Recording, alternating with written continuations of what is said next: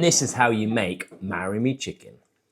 So the first thing we're going to do is marinate up this pan. That means essentially cooking up some tasty bacon. Any dish that has a bacon garnish is going to be good. So for this one, smoked streaky bacon is really important. Crisp this up and then decant it from the pan. Key ingredient to Marry Me Chicken has to be chicken. So what I've done is I've diced up a load of chicken thighs. I'm just going to season it up. As we're away, I've brought my little seasoning pot and we're just going to add a combination of salt, pepper and garlic granules. Then dump this into the pan and we're going to fry this up as well. And of course a pasta dish wouldn't be complete without its pasta, and we're going for rigatoni.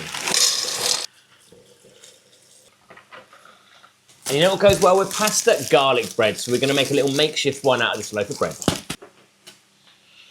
Right, you need a pan, you need some butter. You're going to melt that butter down. Right, melted butter, and then you're going to put in some diced garlic and some herbs. Get your cut up bread.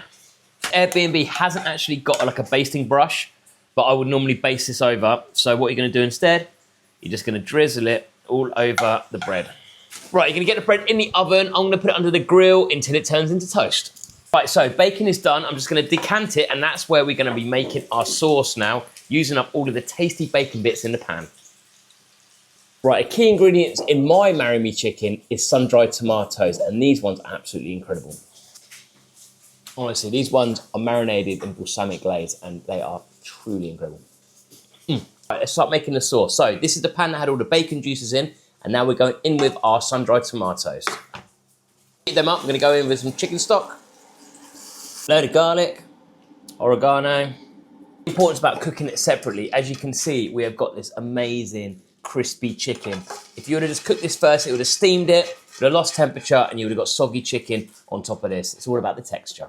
Now, my favorite bit is adding double cream. Then we're going to grate a load of Parmesan into our mix.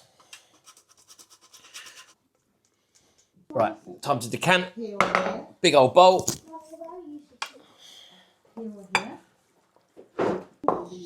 Right, so now we chop up all this bacon.